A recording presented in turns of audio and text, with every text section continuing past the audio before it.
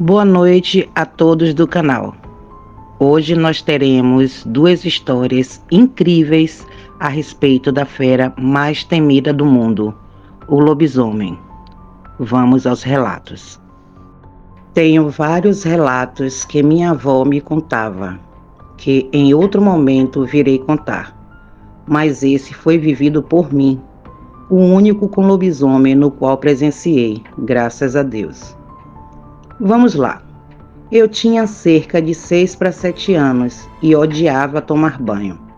Minha tia sempre dizia que ia chamar o lobisomem, porque eu realmente odiava tomar banho.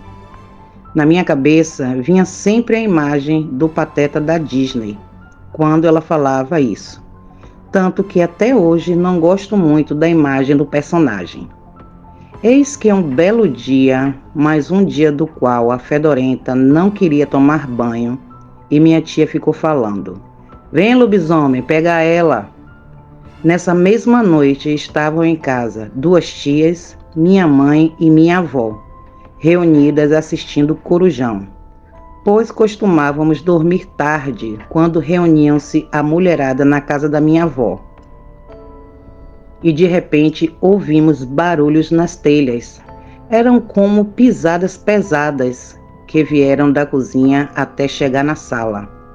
Uma das telhas se partiu. Quando o som chegou na sala, do cômodo, podemos ver nitidamente, através da abertura, os olhos brilhosos e vermelhos.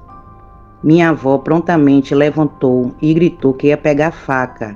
Foi na cozinha, pegou uma faca de cortar frango e já foi abrindo a porta da cozinha que dava para o quintal. E nós todas desesperadas, minha mãe tentando puxar ela, mas não deu jeito. Foi afrontar o bicho, que quando a viu, saiu correndo. Do lado da sala tinha um corredor que ligava ao quintal. Quando vimos da janela aquela coisa preta correndo muito rápido pelo corredor e com passos pesados de tremer a sala. Minha avó ainda no quintal, xingando o bicho, quando ouvimos apenas barulhos nas telhas dos vizinhos. Fomos até a porta da frente, mas ele já tinha sumido. A vizinha da frente acordou com a gritaria e do segundo andar da casa dela gritou pra gente que viu um bicho com olhos brilhantes em cima da casa. Minha avó disse que tinha certeza que era um lobisomem, pois ela mesma já ouviu por 2 vezes quando mais jovem.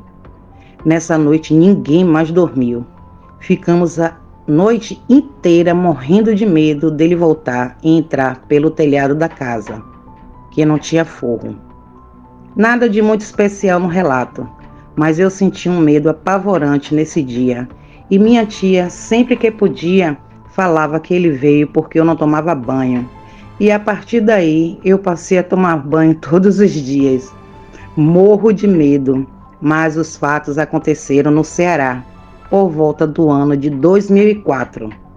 Sobre a aparência dele, estava escuro demais para dizer se era peludo de fato, mas era uma figura negra. Estávamos apenas com a luz da sala ligada. O que me lembro de fato são dos olhos flamejantes, impossível de esquecer também. Não lembro se ele emitiu algum som, em meio ao desesperos, gritos e minha pouca idade. Não consigo recordar. Agora eu tomo banho todos os dias. Em breve trarei relatos da minha avó. Obrigada por lerem. Boa noite. Sou carioca e fui morar em Campo dos Goitacazes com uma moça. Lá conseguimos comprar um pequeno lote num bairro chamado Baixa Grande. Nesse bairro tinha relatos antigos de lobisomem. Enfim, construí uma meia-água no tijolo e janela de madeiras antigas de 2 bandas. Eu estava na cozinha fazendo coxa assada com limão e conversando com minha companheira, quando de repente ela começou a gritar: "Monstro! Monstro!" Eu corri para ver o que era, mas, seja o que for, já tinha ido embora. Era por volta de 20 horas e 50 minutos. Perguntei a ela o que tinha visto. E ela me disse que na esquina, a 100 metros da nossa casa, veio um bicho parecido com um macaco, mas tinha cara de cachorro. E quando viu ela na janela, ficou em pé e andou como um homem. Ela gritou muito. Fiquei em choque. E no outro dia comecei a fazer um muro rapidamente.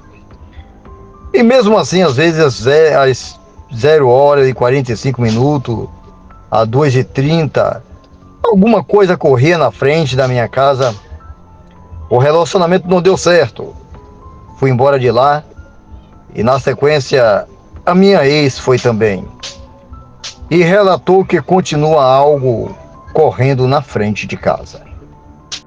Então, o meu pai, que já é falecido, mas ele contava as histórias dele e a gente gostava muito de ouvir porque sabia da veracidade das histórias, né? Meus irmãos todos sabem, nós todos sabemos histórias, somos 6 irmãos, né? E ele conta que quando ele tinha uns 8 para 10 anos, o pai dele, meu avô, tinha uma fazenda que era surtida de tudo, de bichos, de plantação. E nessa fazenda tinha um cavalo.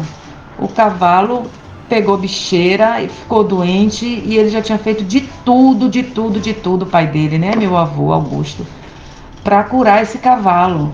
Mas não curava com nada, então estava prestes a ser sacrificado. Aí contaram para meu avô que tinha um homem que rezava, só que esse homem morava longe, não sei quantas léguas.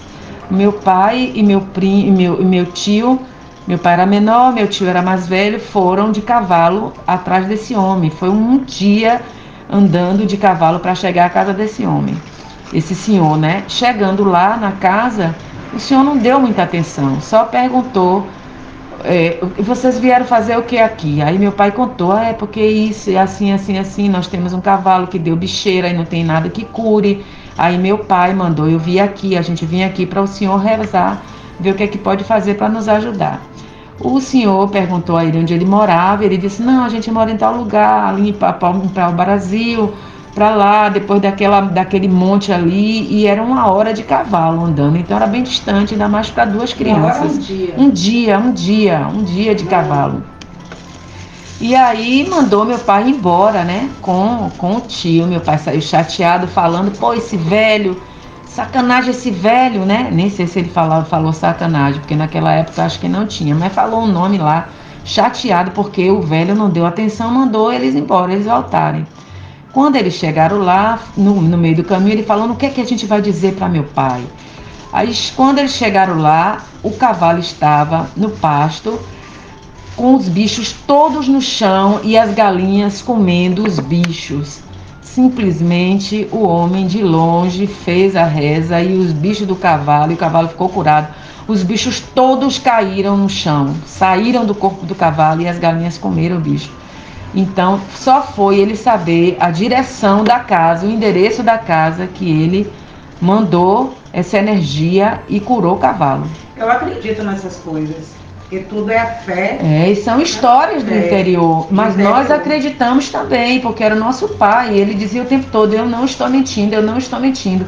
E dentre outras histórias, eram muitas histórias incríveis. Reais, né? Reais.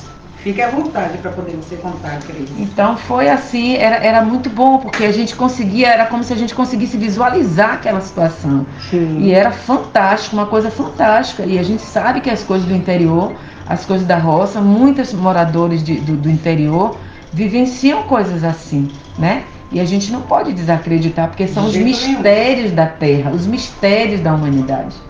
Então, era fantástico, eu também acredito.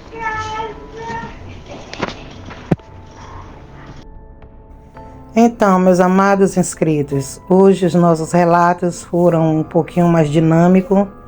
Espero que todos vocês tenham gostado. Não esqueçam de se inscreverem, deixar o like, comentar e compartilhar. A todos, meu muito obrigado. Fiquem com Deus e até a próxima.